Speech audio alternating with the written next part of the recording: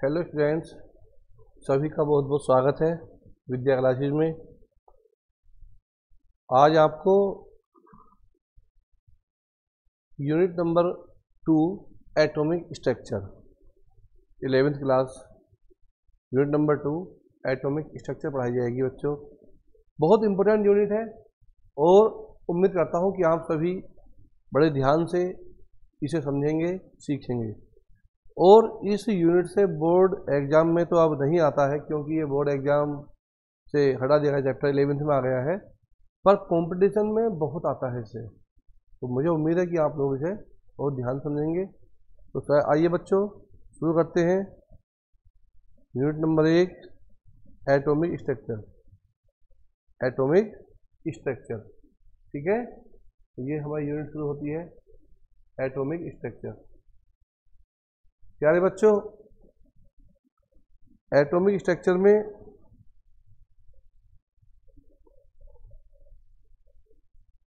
आपको सबसे पहले पता होना चाहिए एटम क्या होता है। What is atom? एटम एक ऐसा पार्टिकल है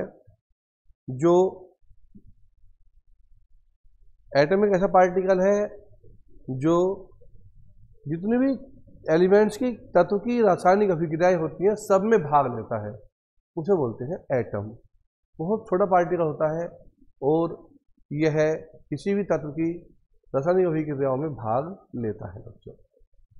इसके बाद आपको बताना चाहिए ऑर्बिटल्स क्या होते हैं, कक्षक क्या होते हैं। बच्चों, कक्षक के बारे में आपको बताना चाहिए कि ऑर्बिटल्स क्या होते हैं। ऑर्बिटल्स, प्यारे बच्चों, ऑर्बिटल्स जो होते हैं वह न्यूक्लियस के चारों ओर का वह भाग होता है जहां पर इलेक्ट्रॉनों के मिलने की संभावना, इलेक्ट्रॉनों के पाए जाने की संभावना सबसे ज़्यादा होती है, उसी को बोलते हैं ऑर्बिटल्स। किसी भी नाभिक के चारों ओर का वह भाग जहां पर इलेक्ट्रॉनों के पाए जाने की संभावना सबसे ज़्यादा होती है उसे क्या बोलते हैं? ऑर्बिटल्स। नाभिक है ये और इसके चारों ओर ये सेल्स, कक्षाएं हैं, इनमें इलेक्ट्रॉन घूम रहे हैं। जहां पर इलेक्ट्रॉनों के पाए जाने की संभावना ज़्यादा होगी तो वह कहलाएगा ऑर्बिटल्स। बच्चों,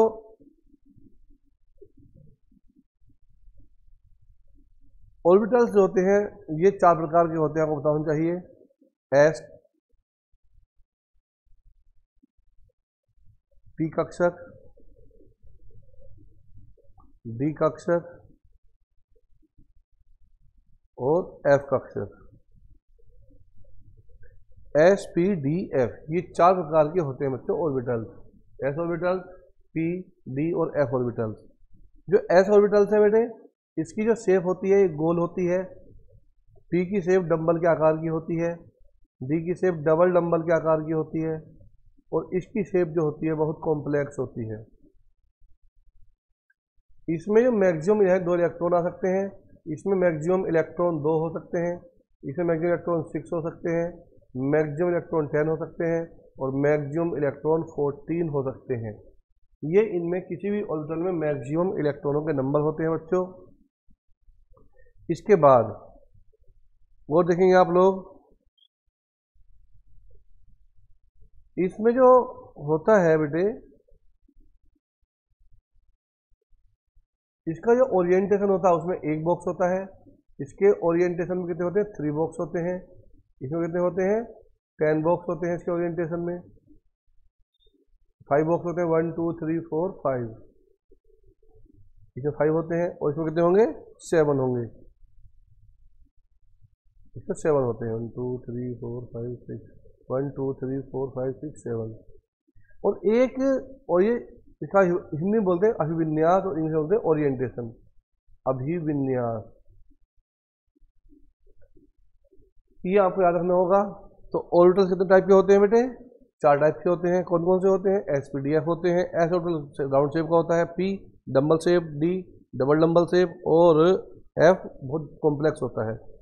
एस में 2 इलेक्ट्रॉन होते हैं, पी में 6 होते हैं, डी में 10 होते हैं और एफ में 14 इलेक्ट्रॉन होते हैं। अगर आप इनकी अभिविन्यास ही करें तो एस ऑर्बिटल में इसका एक बॉक्स होता है, उसे इसका विन्यास बोलते हैं, और इसमें मैक्सिमम 2 इलेक्ट्रॉन हो सकते हैं, एक क्लॉकवाइज रहेगा, एक एंटी क्लॉकवाइज रहेगा। पी ऑर्बिटल्स के अंदर 6 इलेक्ट्रॉन होते हैं, इनमें 3 बॉक्स होते हैं, और इन तीनों बॉक्सों में एक को हम पी एक्स बोलते हैं, पी वाई बोलते हैं और पी जेड बोलते हैं, पी एक्स, पी वाई और पी जेड बोलते हैं। तो इनमें 2 इलेक्ट्रॉन आ सकते हैं, एक्स में भी 2 आ सकते हैं, वाई में 2 आ सकते हैं और जेड में भी 2 आ सकते हैं। अब डी आता है, डी के अंदर 10 इलेक्ट्रॉन होते हैं, इसे होते हैं d x, d y, d z, d x square y square और डी जेड स्क्वायर। ये होते हैं बेटे इनके ऑर्बिटल्स और डी ऑर्बिटल्स, और इनमें जो है एक ऑर्बिटल से 2 इलेक्ट्रॉन आ सकते हैं। तो इस प्रकार से आप इनको पहचानेंगे, याद करेंगे, इनकी शेप क्वेश्चन पेपर में पूछते हैं कि S P D F orbital में मैक्सिमम कितने इलेक्ट्रॉन आ सकते हैं, तो आपका आंसर होना चाहिए कि एस पी डी और एफ ऑर्बिटल में मैक्सिमम 14, एस में 2, पी में 6, डी में 10 और एफ में 14 इलेक्ट्रॉन आ सकते हैं। पूछते हैं कि इनका ओरिएंटेशन क्या है, इनका विन्यास क्या है, तो एस में 1 बॉक्स बनेगा, पी में 3 बॉक्स बनेंगे, डी में 5 और एफ में 7। पूछते हैं कि इनकी शेप कैसी होती है, तो एस की शेप गोलाकार होती है, डी की शेप डम्बलाकार होती है, सॉरी पी की डम्बलाकार, डी की डबल डम्बलाकार और एफ की बहुत कॉम्प्लेक्स शेप होती है। तो ये सबसे नियरेस्ट की बात करें कि न्यूक्लियस के सबसे नियरेस्ट कौन सा होता है ऑर्बिटल, तो आप कहोगे कि न्यूक्लियस के सबसे जो नियरेस्ट होता है वो एस ऑर्बिटल होता है, और सबसे दूर कौन सा होता है, एफ होता है। तो यहाँ पर ये सारी बातें हो गई। अब चलते हैं थोड़ा आगे। प्यारे बच्चों, यहाँ पर अब आपको बताएंगे कि इन ऑर्बिटल्स में कितने कितने इलेक्ट्रॉन मैक्सिमम हो सकते हैं किसी में, और कैसे निकालते हैं। सेल के अंदर, सेल में कितने इलेक्ट्रॉन होते हैं मैक्सिमम। किसी भी सेल में मैक्सिमम इलेक्ट्रॉन निकालने के लिए हमारे पास 2n² होता है बेटे। सेल कौन कौन सी होती है, देखो ये दिखाऊंगा आपको मैं।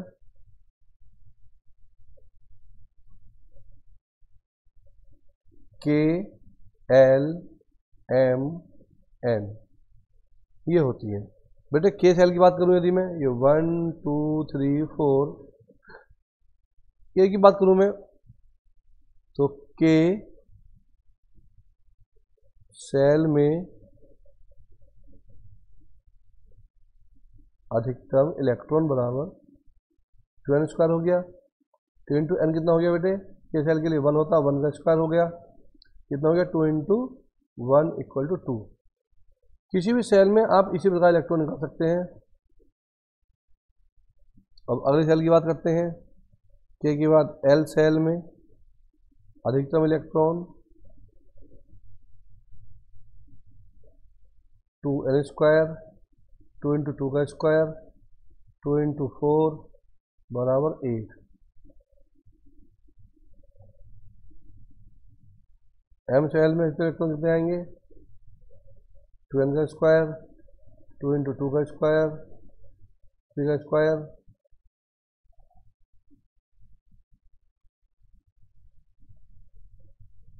2 इंटू 9 कितना हो गया 18। अब n की बात करें यदि हम, n में आएंगे मैक्सिमम इलेक्ट्रॉन 2n का स्क्वायर, यह n के लिए n की वैल्यू 4 होती है, 4 का स्क्वायर, 2 इंटू 16 32 इलेक्ट्रॉन। तो किसी भी सेल में इलेक्ट्रॉनों की मैक्सिमम नंबर हम इस प्रकार से पता लगा सकते हैं कि किसी भी सेल में कितने मैक्सिमम इलेक्ट्रॉन आते हैं। अब आगे बढ़ते हैं बच्चों। इसके बाद अब आता है, एक रूल पढ़ा होगा आप लोगों ने, उसे बोलते हैं ऑफ-बाउ रूल।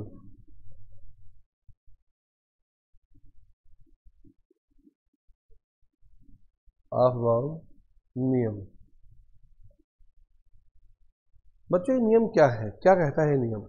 ये नियम कहता है कि जो इलेक्ट्रॉन है, इलेक्ट्रॉन ऊर्जा के बढ़ते हुए उपकोषों में ऊर्जा के बढ़ते हुए क्रम में भरे जाते हैं।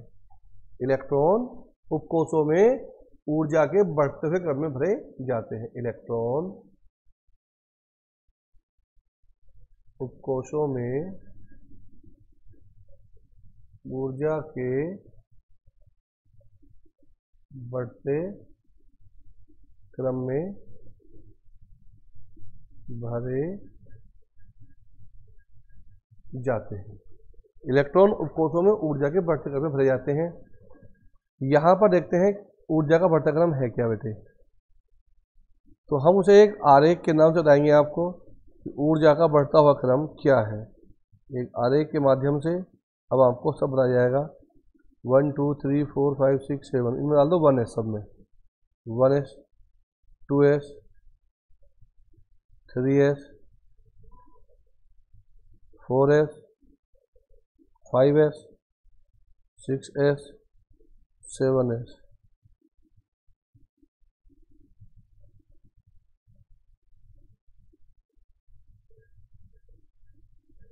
To p 3p 4p 5p 6p 7p।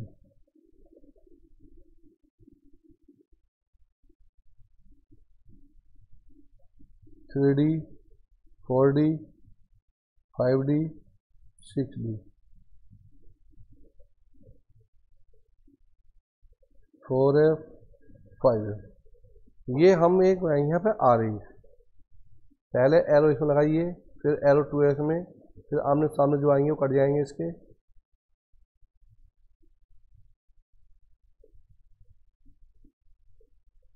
Okay ये आ गए।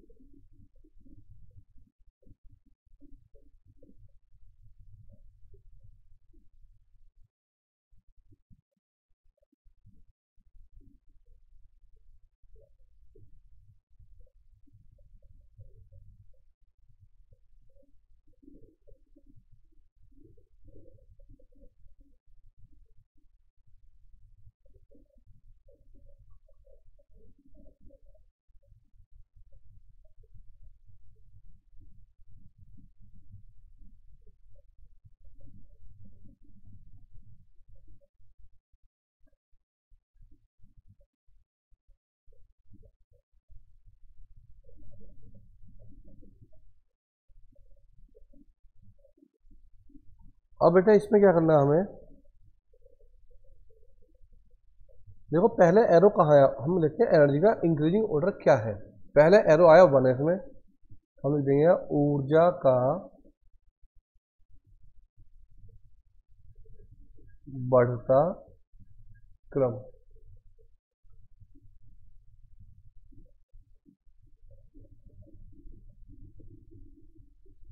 ऊर्जा का बढ़ता क्रम। यहाँ पर आपने इसके हेड को इसकी टेल से मिलाइए, हेड को टेल से मिलाएंगे,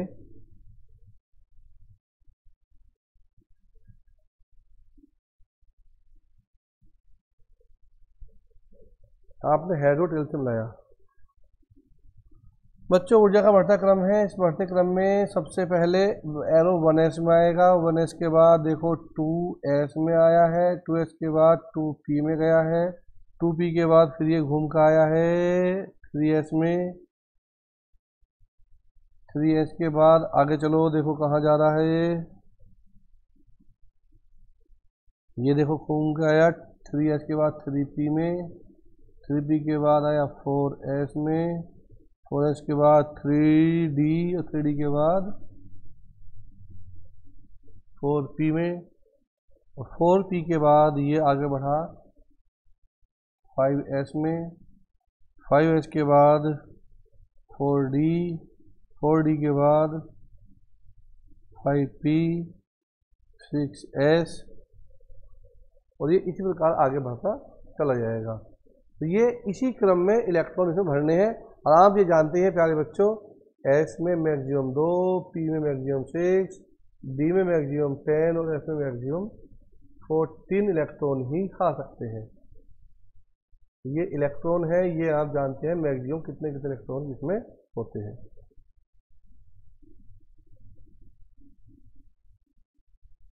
D में 6, D में 10, F में 14 मैक्सिमम इलेक्ट्रॉन हो सकते हैं।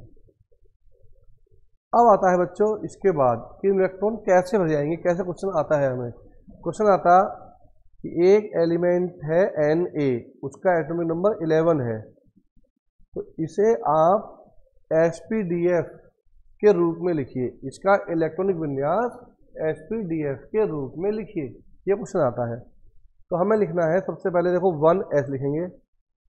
s में कितने इलेक्ट्रॉन होते हैं बेटे? 2 इलेक्ट्रॉन होते हैं, 2 इलेक्ट्रॉन। फिर क्या लिखेंगे? 2s कितने होते हैं? 2 इलेक्ट्रॉन। फिर 2p कितने होते हैं? 6 इलेक्ट्रॉन। फिर 3s 2 इलेक्ट्रॉन। अब एक बार काउंट कर लीजिए, कहीं ये 12 से 11 से ज़्यादा तो नहीं हो गए? 2 2 4 4 तो 12 हो गए, ये तो एक ज़्यादा हो गया है। तो हम कम कर सकते हैं परंतु अधिक नहीं कर सकते, तो हम यहाँ पर 1 कर देंगे। तो ये बन गया 2 2 4 4 11 का। अब आता बेटे इसी बात पे मैं 15 का करता हूँ, 15 15 का 1s2 2s2 2p6 3s2 3p3 2 2 4 2 6 2 8 2 2 4 6 10 2 12 3 15 पूरे हो गए 15। अब 17 करते हैं, 17 Cl के लिए करते हैं। देखो 1s जब तक 17 नहीं होंगे तब तक हम इसी क्रम में आगे बढ़ते जाएंगे। 2s में भी 2 इलेक्ट्रॉन होते हैं, p में होते हैं 6 इलेक्ट्रॉन, और 2p के बाद क्या आया? 3s में होते हैं 2 इलेक्ट्रॉन, फिर p आ गया, p में होते हैं 6 इलेक्ट्रॉन। परंतु हमें चाहिए 17, काउंट कर लेते हैं कितने की हमें आवश्यकता है। 2 2 4 6 10 2 12 5 चाहिए हमें, तो 5 लिखो यहाँ पर। ओ करते हैं। देखो बच्चों अब का हमने ले लिया, सपोज करो हमने अब का ले लिया यहाँ पर 19 potassium, 1s2 2s2 2p6 3s2 3p6 18 हो गए। 2 2 4 6 10 2 12। अब 3p के बाद क्या था? 18 हो गए। 3p के बाद आता 4s, तो जो एक इलेक्ट्रॉन बचा वो 4s में आएगा। अब आता है बेटे इसके बाद 21sc स्कैंडियम को देखते हैं क्या आता निकल गए। 1s2 2s2 2p6 3s2 3p6 4s2 3d। 2 2 4 10 2 12 18 20 और 1 21। अब आता देखिए 25mn का करते हैं क्या आता है इसका। 1s2 2s2 2p6 3s2 3p6 4s2, count करो कितने हो गए यहाँ तक। 2 2 4 6 10 2 12 6 18 2 20 20 में कितने चाहिए? 25 के लिए 5 चाहिए। डी में 10 तक आ सकते हैं, हमें चाहिए 5, केवल 5 कर लेंगे, 25 हो गए। और देखिएगा 27 कोबाल्ट, 28 निकिल, 30 जेडन, इनके बताएंगे। देखिएगा 1s2 2s2 2p6 3s2 3p6 4s2, count करो कितने हो गए। 2 2 4 10 2 12 18 2 20 और 7 27। ये देखिएगा 1s2 2s2 2p6 3s2 3p6। अब 3d में कितने हो गए? 8। इसे करिएगा complete. 1s2 2s2 2p6 3s2 3p6 4s2 10। 2 2 4 10 2 12 18 2 20 30 पूरे हो गए 30। तो बेटे इस प्रकार से इलेक्ट्रॉनिक कॉन्फ़िगरेशन लिखे जाते हैं, परंतु कुछ एक्सेप्शन केस है जो मैं आपको अब समझाऊंगा। बेटे अपवाद बोलते हैं, अपवाद। कुछ एक्सेप्शन केस हैं जो बहुत इंपॉर्टेंट वाले हैं, वो कौन कौन से हैं देखिएगा। 24Cr है, 24Cr एक एक्सेप्शन केस है। इसमें इलेक्ट्रॉन हुंस के जो आफबाउ रूल्स है उसके अकॉर्डिंग नहीं भरे जाते हैं, उससे थोड़ा सा इसमें डिफरेंस आता है इलेक्ट्रॉन भरने में। कैसा होता है देखिए, तो चेंज है इसमें। अगर हम आफबाउ के अकॉर्डिंग भरते हैं तो भर जाएगा 1s2 2s2 2p6 3s2 3p6 4s2 3d4, परंतु ये अकॉर्डिंग टू अफबाउ है, अफबाउ के अनुसार। अगर हम इसका क्यों है देखिएगा, हर एक एलिमेंट अपने आप को स्टेबल करने की कोशिश करता है। यहाँ पर देखिए ये अनस्टेबल है। स्टेबल होने की दो कंडीशन होती है, या तो फुलफिल्ड हो या हाफ फिल्ड हो। अब फुलफिल्ड भी नहीं है ये वाला, ये खाली पड़ा हुआ है, हाफ फिल्ड भी नहीं है, सब में एक होना चाहिए था, या सब में दो दो इलेक्ट्रॉन हो, या तो सब में एक एक इलेक्ट्रॉन हो, या फिर सब में दो दो इलेक्ट्रॉन हो, उसे बोलते हैं फुलफिल्ड और हाफ फिल्ड। यहाँ पर ये फुलफिल्ड भी नहीं है और हाफ फिल्ड भी नहीं है, इसलिए क्या है, अस्थायी है। अब ये अपने आप को स्टेबल करने के लिए क्या काम करता है, 24Cr का यहाँ तक सेम रहता है, 4s1 और 3d5 हो जाता है। इसका एक इलेक्ट्रॉन जंप करता है और इधर पहुंच जाता है, तो यहाँ 1 हो जाता है और यहाँ 5 हो जाता है। अब ये स्टेबल कंडीशन में आ चुका है 1, और यहाँ आ जाएंगे आपके कितने, 5 इलेक्ट्रॉन, 1 2 3 4 5। अब ये स्थायी हो चुका, स्टेबल हो चुका, तो इसलिए इसका जो वास्तविक है वो ये वाला है। अफबाउ के अनुसार तो वो रहेगा, परंतु इसका जो वास्तविक है ये रहेगा, क्योंकि ये अपने आप को स्टेबल करने के लिए 4s से एक इलेक्ट्रॉन ले लेता है और अपनी सेल को स्टेबल कर लेता है। ऐसी 29 कॉपर भी है बच्चों। 29 कॉपर में आप जब लिखोगे इसका तो आएगा 1s2 2s2 2p6 3s2 3p6 4s2 3d9।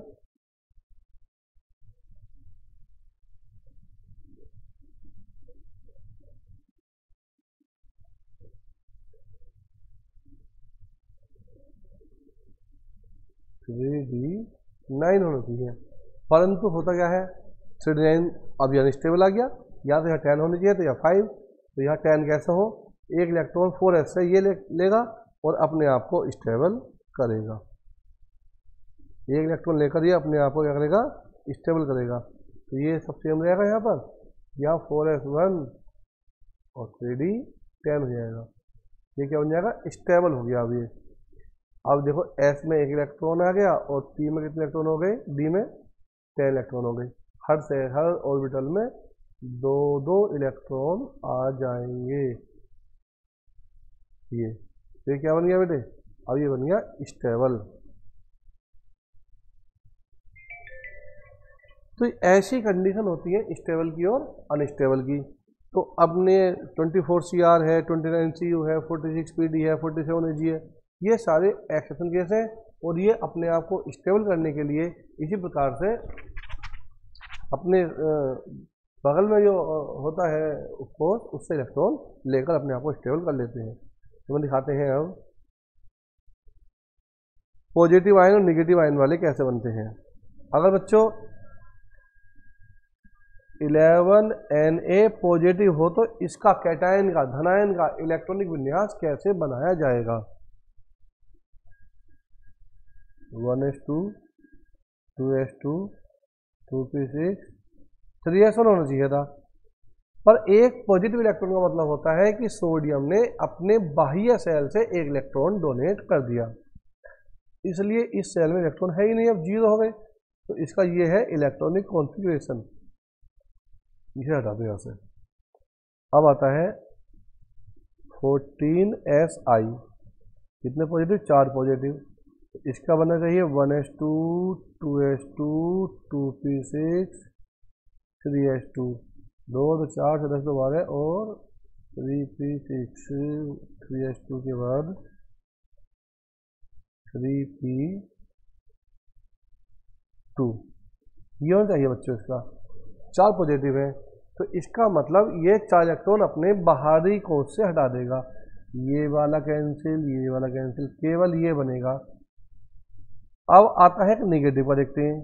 17Cl एक negative, 1s2 2s2 2p6 3s2 3p, 5, 2 और 4 से 2 12 5 17 हो गए, परंतु एक निगेटिव है। इस निगेटिव की वजह से क्या होगा, यह एक इलेक्ट्रॉन लेगा और अपने को सेल को कंप्लीट करेगा। तो 5 की जगह हो जाएगा यहाँ 6 हो जाएगा। अब 21 SC 2 पॉजिटिव का देखते हैं क्या आता है निकल कर। 1s2 2s2 2p6 3s2 3p6 4s2, 2 और 4 से 10 2 12 से 18 19 से 21। तो आपको कौन से इलेक्ट्रॉन कम होंगे, ये दोनों कैंसिल, तो इसका ये बनेगा। अब आता है 26 Fe 2 पॉजिटिव, यदि चार्ज है इस पर तो इसका इलेक्ट्रॉनिक कॉन्फ़िगरेशन क्या बनेगा। यहाँ सेम रहेगा बेटे, 3d6 और 4s2। तो यहाँ कितने इलेक्ट्रॉन कम होने, ये दोनों कैंसिल हो जाएंगे। अगर 26 Fe के पास 3 पॉजिटिव हो तो कैसे बनाएंगे इसे, 1s2 2s2 2p6 3s2 3p6 4s2 3d6 था। कितने इलेक्ट्रॉन कम करने, 3 पॉजिटिव 3 कम करने। पहले 4s से कम करेंगे, 4s से हमने क्लास खत्म कर दी यहाँ से वाली। अब एक इलेक्ट्रॉन यहाँ से कम करो, यहाँ कितने रहेगा 5, तो इसका बनेगा ये 1s2 2s2 2p6 3s2 3p6 और 3d5। तो मतलब इसका बनेगा क्या, 1s2 2s2 2p6 3s2 3p6 3d5। इसका ये बनेगा इलेक्ट्रॉनिक कॉन्फ़िगरेशन, क्योंकि यहाँ पर एक सेल कम हो जाएगी इसकी। अब आता है प्यारे बच्चों इलेक्ट्रॉनिक कॉन्फ़िगरेशन, ये आपने, अब मैं चाहता हूँ कि 1 2 आप भी करें। आपके लिए मैंने दे दिए आपको 27 cobalt 3 positive, 28 nickel 2 positive, 30 Zn 2 positive.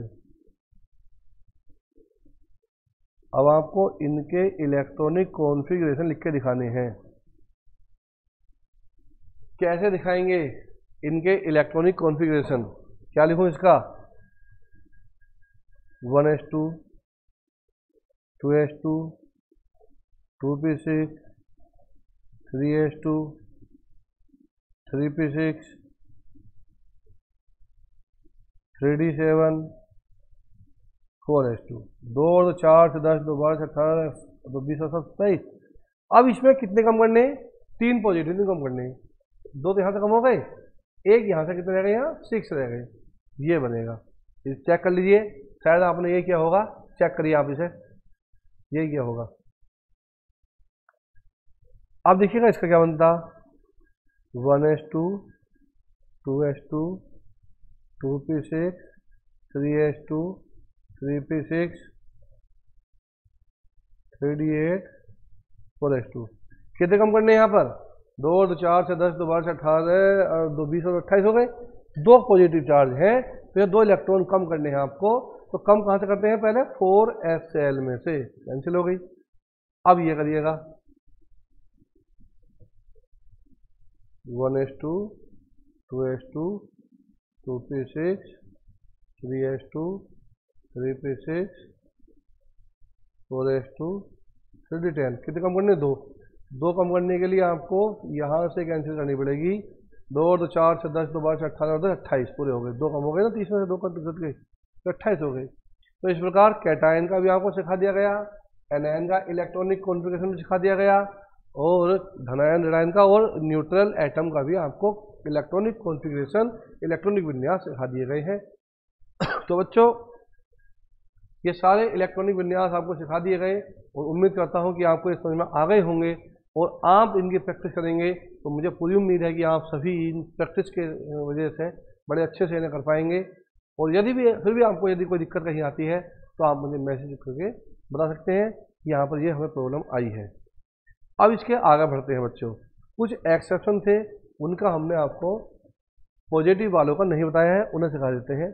24 CR 3 positive है, तो इसका कैसे बनाएंगे इलेक्ट्रॉनिक कॉन्फ़िगरेशन।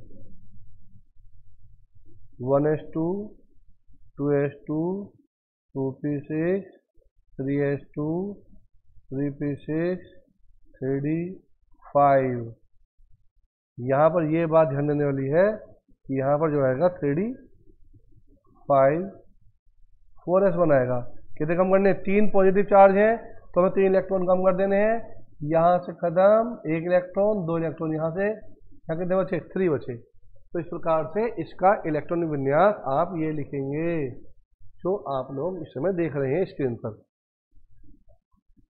2 और 2 4 और 6 10, 2 बार से 18 हो गए।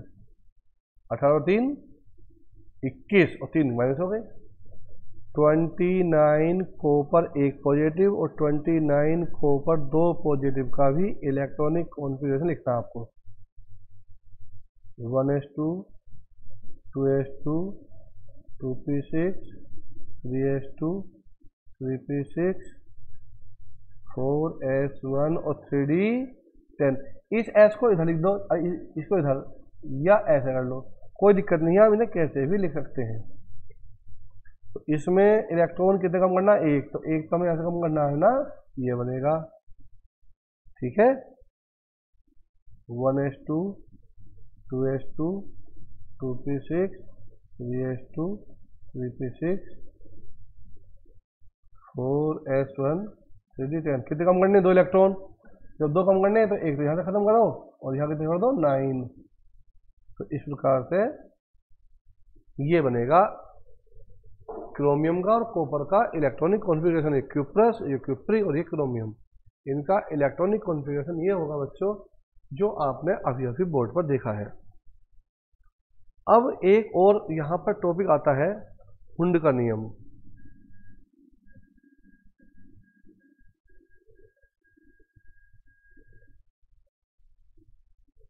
हुंड लो क्या कहता है बच्चों?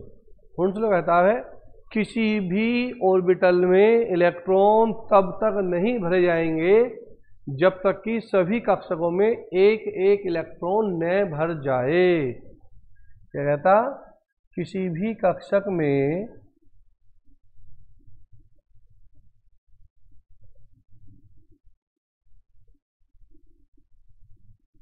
इलेक्ट्रॉन युग्मित तब तक नहीं हो सकते जब तक कि सभी कक्षकों में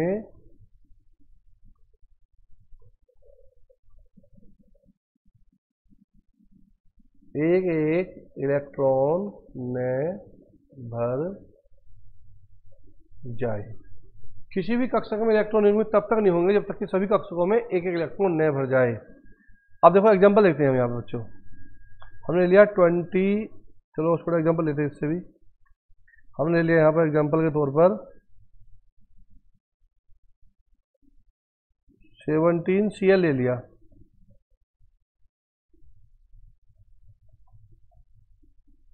16S ले लिया।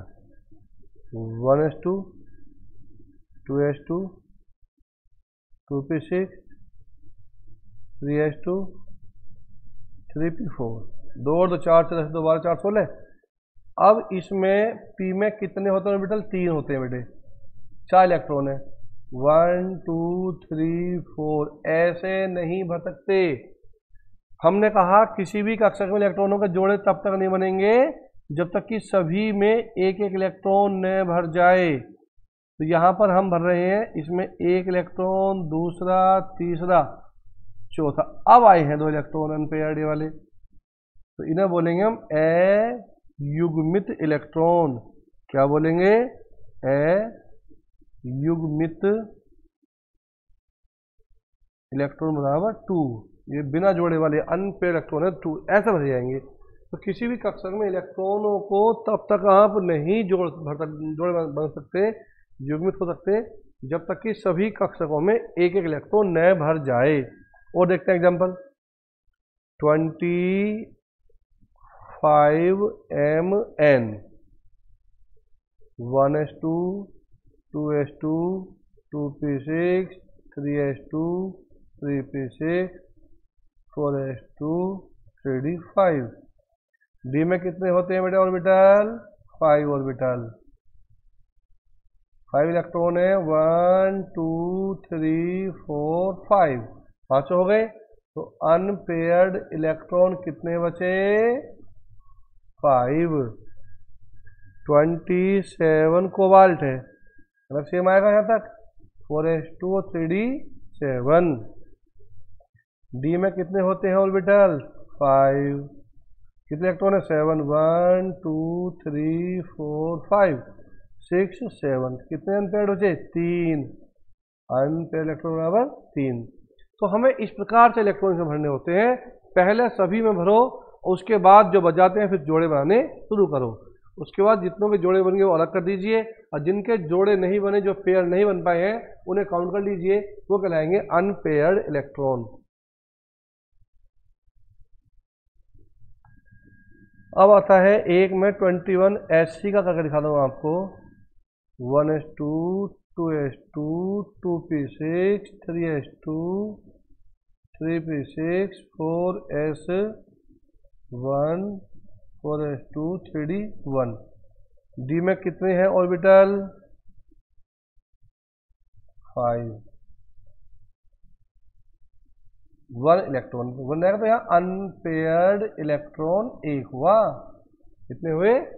1 अनपेयर्ड इलेक्ट्रॉन हुआ यहाँ पर। अब एक आप देखिएगा पॉजिटिव वाला, 26 Fe3 पॉजिटिव। इसमें कितने अनपेयर्ड हैं? 1s2, 2s2, 2p6, 3s2, 3p6, 4s2, 3d6। 2 और 2 4, 10, 2 12, 18, 2 20, 26। 3 पॉजिटिव चार्ज है इसके ऊपर, तो 3 पॉजिटिव में 3 इलेक्ट्रॉन कम करने हैं हमें। पहले 3 कम कर दीजिए, एक तो ये सेल खत्म कर दीजिए, और यहाँ पर कितने हो जाएंगे? 5 हो जाएंगे यहाँ पर। अब बनाइए डी में कितने होते हैं ऑर्बिटल? 5 होते हैं। तो ये 5 ऑर्बिटल डी में बना लीजिए। 1 2 3 4 5। तो अनपेयर्ड इलेक्ट्रॉन कितने हो गए? 5। अगर यहीं 26 Fe2 पॉजिटिव कर दिए जाए और आपका हो जाएगा 4s2 3d6, तो आपको केवल ये 2 इलेक्ट्रॉन ये वाले कैंसिल करने हैं, और डी में 6 के 6 रहेंगे क्योंकि 2 पॉजिटिव थे यहाँ। तो यहाँ 1 2 3 4 5 और 6। तो इसमें अनपेयर्ड इलेक्ट्रॉन कितने आए? 4। तो यहाँ देखना है कि कितने पॉजिटिव चार्ज हैं। उन पॉजिटिव चार्ज के अकॉर्डिंग ही आप लोग इसमें काउंट करेंगे, इलेक्ट्रॉन कम कर देंगे, और जितने पेयर बन जाएंगे उन्हें छोड़कर जितने पेयर नहीं बने हैं उन्हें आप काउंट कर लेंगे, तो आपके निकल जाएंगे अनपेयर्ड इलेक्ट्रॉन। अगर आपसे पूछता कोई कि आपको बताइए हाइड्रोजन में कितने अनपेयर्ड इलेक्ट्रॉन हैं, आप कहोगे 1s1, एक अनपेयर्ड इलेक्ट्रॉन है। आपसे कहता है कि हाइड्रोजन निगेटिव का इलेक्ट्रॉनिक विन्यास बनाइए और बताइए इसमें कितने अनपेयर्ड इलेक्ट्रॉन हैं, तो आप क्या करेंगे? 1s2, और इसमें कोई भी अनपेयर्ड इलेक्ट्रॉन नहीं है। क्यों नहीं है? क्योंकि यहाँ पर एक नेगेटिव की वजह से एक इलेक्ट्रॉन इसमें ऐड हो जाता है। तो इनके ये थे बच्चों इलेक्ट्रॉनिक कॉन्फ़िगरेशन जो आपको मैंने सिखाए हैं। अब इसके बाद यहीं पर इस टॉपिक को पूरा करेंगे। नेक्स्ट टॉपिक नेक्स्ट वीडियो के साथ आपको बताएंगे। परंतु हाँ सुनिए, अभी एक टॉपिक में मैं आपको क्लियर कर दूं, बच्चे इसमें बहुत गलती करते हैं 24 CR का, ये बहुत जरूरी है बताना आपको। 1s2, 2s2, 2p6, 3s2, 3p6, 4s1, 3d5। अब इसमें कितने अनपेयर्ड इलेक्ट्रॉन हैं? एक इलेक्ट्रॉन ये और 5 इलेक्ट्रॉन ये, सारे के सारे इलेक्ट्रॉन कैसे हैं बेटे? अनपेयर्ड। 3 4 6 अनपेयर्ड इलेक्ट्रॉन है इसमें। कितने हैं? 6 अनपेयर्ड इलेक्ट्रॉन पूरे की बात है। डी में 5 है, एक एस में है, 6 है। तो अनपेयर्ड इलेक्ट्रॉन 6 है, तो ये बात भी आप याद रखनी है, क्योंकि यहीं पर बहुत मिस्टेक होती है, बच्चे 5 लिख देते हैं, बच्चे 4 लिख देते हैं, परंतु इसमें कितने हैं 6 अनपेयर्ड इलेक्ट्रॉन हैं। 29 की बात करूं यदि मैं 2 पॉजिटिव 1 पॉजिटिव की, तो इसमें कोई भी अनपेयर्ड इलेक्ट्रॉन नहीं आने का है। 4s1 और 3d10 हो जाएगा, s का हो जाएगा 0, तो d में होती कितने इलेक्ट्रॉन 10, और इसमें 5 ऑर्बिटल लेकर इलेक्ट्रॉन भर दीजिए 1 2 3 10। तो यहाँ पर देखिए कोई भी अनपेयर्ड इलेक्ट्रॉन नहीं है।